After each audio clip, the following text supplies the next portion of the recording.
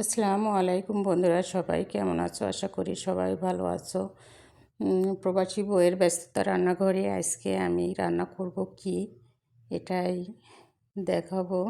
আজকে আমাদের রান্না হবে মসুরের পাতলা ডাউল আর চিংড়ি মাছের ভর্তা, আর হবে মুরগি রান্না করা হবে। এটাই আজকে রান্না করব। আমি মুরগিটা রান্না করার জন্য এখানে পেঁয়াজ কুচি তেল দিয়ে নেড়ে নিচ্ছি। এখানে মশলাগুলা বাটা ছিল, এগুলা পেঁয়াজ রসুন আদা জিরা এগুলা বাটা দিয়ে দিলাম। এখানে শুকনো মরিচের গুঁড়া আর হলুদ লবণ স্বাদ মতন দিয়ে আমি সুন্দর করে কষায় নেব। আমি একটু রাঁধুনি মশলা দিয়ে নিয়েছি, মাংসটার অনেক সুন্দর ঘ্রাণ আসবে।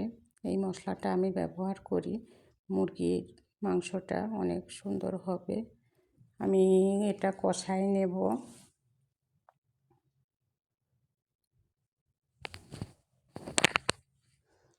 কষায় আমি পানি দিয়ে দিয়েছি।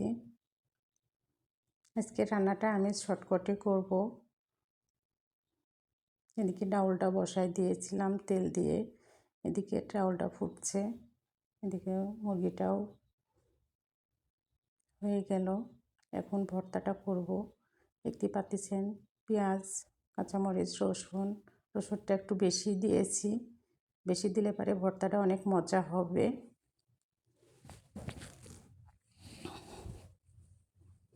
এখন এগুলা আমি ভেজে নেব।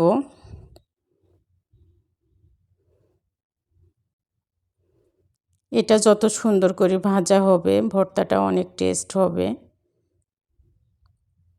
একটু জিরা দিয়ে দিলাম,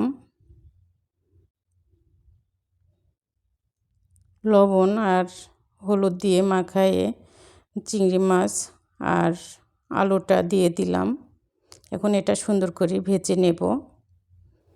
এই ভর্তাটা দিয়ে ভাত খাইতে অনেক টেস্ট হবে, মনে হবে আর কোনো কিছুই নিতে ইচ্ছা করবে না। একদিন বানিয়ে দেখবেন, এভাবে অনেক সুন্দর হয়, অনেক টেস্ট হয়। এক প্লেট ভাত তখন আপনার মনে হবে আর এক প্লেট ভাত খাই।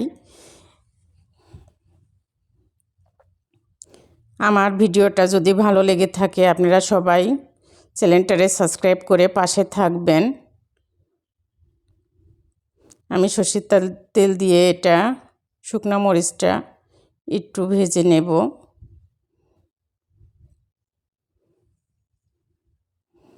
আমি এটা ব্লেন্ডার করে নেব, পাটায় বাটবো না। পাটায় বাটতে গেলে পরে এখন সময়টা বেশি লেগে যাবে, এই কারণে ব্লেন্ডার করে নিয়ে আমি করার পরে আরও কিছুক্ষণ ভেজে নেব। ভর্তাটা একবারে শক্ত শক্ত হবে। দেখেন কালারটা যত সুন্দর আসছে, খেতেও অনেক টেস্ট হয়েছিল।